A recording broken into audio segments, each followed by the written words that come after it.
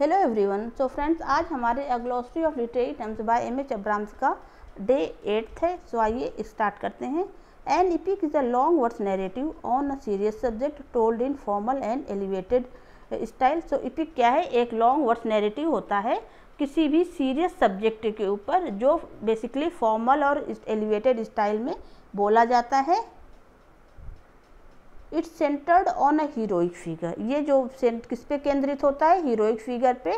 On whose actions depend the fate of a tribe, a nation और human race. The epic was ranked by Aristotle as second only to tragedy and by many Renaissance critics as the highest of all genres. So Aristotle ने epic को just tragedy के बाद रखा है, और जो many renaissance critics हैं, बहुत सारे रेनेसां क्रिटिक्स हैं, उन्होंने सभी जॉनराज में एपिक को सबसे ज़्यादा हाईएस्ट बताया है। अगर हम क्लासिफिकेशन की बात करते हैं तो there are basically two types of epics. पहला है ट्रेडिशनल एपिक्स, दूसरा है लिटरेरी एपिक्स। ट्रेडिशनल एपिक्स को फोक एपिक्स या प्राइमरी एपिक्स भी कहा जाता है, और they were written version of what had originally been oral poems.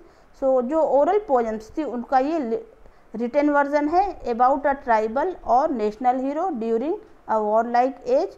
और अगर लिटरेरी एपिक की बात करते हैं सो दीज एपिक्स वो composed by individual poetic craftsman in deliberate imitation of the traditional form. सो ये इंडिविजुअल पोएटिक क्राफ्ट्समैन के द्वारा कंपोज किए गए हैं लिटरेरी एपिक्स जो हैं, किसके उस इमिटेशन में? इमिटेशन ऑफ लिटरेरी, जो ट्रेडिशनल फॉर्म है उसी को इमिटेट करके। अगर हम फीचर्स की बात करते हैं so the hero is a figure of great national or even cosmic importance. The setting of the poem is ample in scale and may be worldwide or even larger.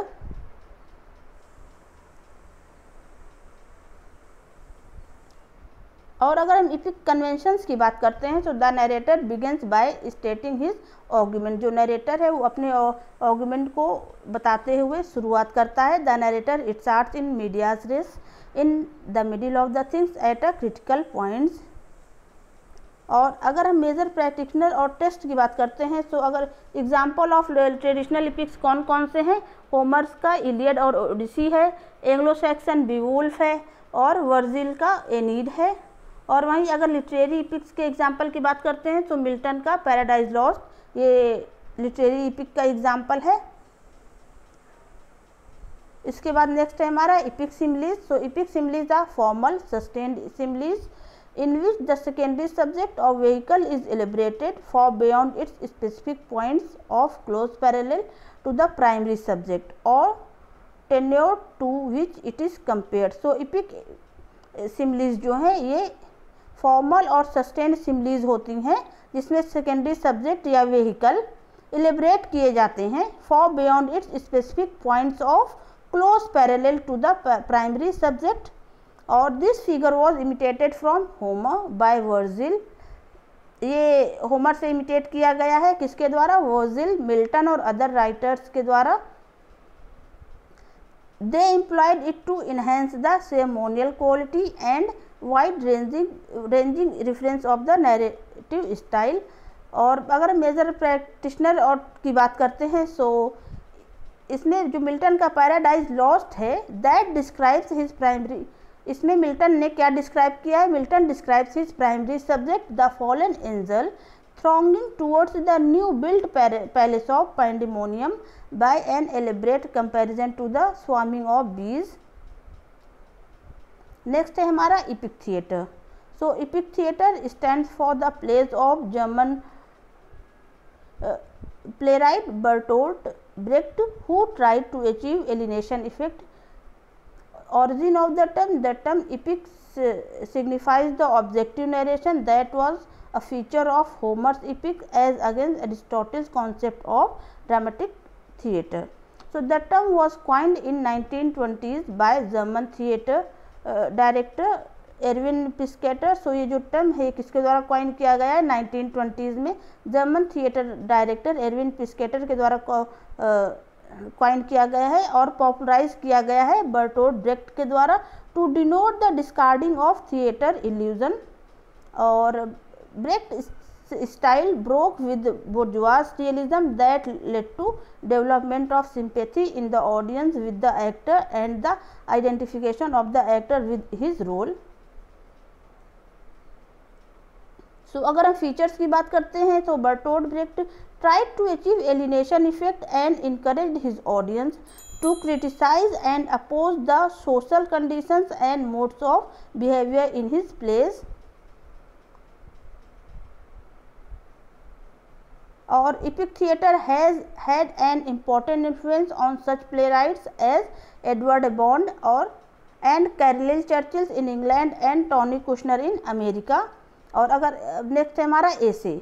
सो ऐसे क्या होता है? Essay is any short composition in prose that undertakes to discuss a matter, express a point of view, persuade us to accept a thesis on any subject or simply entertain. So ये basically treatise या dissertation से अलग होता है in its lack of pretension to be a systematic and complete exposition. Or it discusses its subject in non-technical fashion and often with a liberal use of devices such as an anecdote, striking illustration and humor to augment its appeal. अगर हम historical context की बात करते हैं, so the Greeks Theophrastus and Plutarch and Roman Cicero and Seneca wrote essays long before the genre was given the name.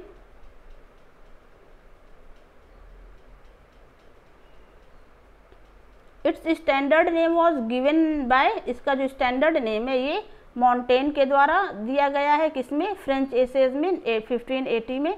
इसके बाद the title signifies attempts and was mean to indicate the tentative and unsystematic nature of Montaigne's commentary on topics such as of illness and of sleeping. इसके बाद Francis Bacon late in 16th century inaugurated the English use of the term in his own essays, civil and moral. The word's essay had important exponents such as Abraham Cowley and Alexander Pope, but none after the 18th century. अगर हम classification की बात करते हैं, so basically दो भाग में divide किया गया. पहला फॉर्मल एसे, दूसरा इनफॉर्मल एसे. सो फॉर्मल एसे या आर्टिकल, फॉर्मल एसे में बेसिकली आर्टिकल्स को भी हम रखते हैं, इज रिलेटिवली इम्पर्सनल, जो पर्सनल नहीं होता है. और the author writes as an authority और at least as highest knowledgeable and expounds the subject in an orderly way. और इसके बाद है इनफॉर्मल एसे. इनफॉर्मल एसे इसको पर्सनल एसे भी बोलते हैं. The author assumes a tone of intimacy with his audience or tends to deal with everyday things rather than with public affairs of specialized topic. अगर हम मेजर प्रैक्टिशनर की बात करते हैं, सो फ्रांसिस बेकन का ऑफ ट्रूथ है, of adversity, of marriage and single life, ये सारे इस टेक्स्ट ये एसेस के एग्जाम्पल हैं. और Alexander pope adopted the term for his expository composition in words, the essay on criticism and the essay on man. Joseph Edison and Richard Steele's periodical essays in the Tatler and the Spectator. इसके अलावा और भी essayist कौन कौन से हैं? William Hazlitt हो गए, Thomas De Quincey, Charles Lamb, R.L. Stevenson, ये सारे एसेइस्ट हैं. और इसके अलावा हम अब अगले टर्म्स की बात करते हैं, that is euphuism. Euphuism is a formal and elaborate prose style full of moral maxims, similes and allusions that was popular in the 1580s in drama, prose and in the conversation of English court circles.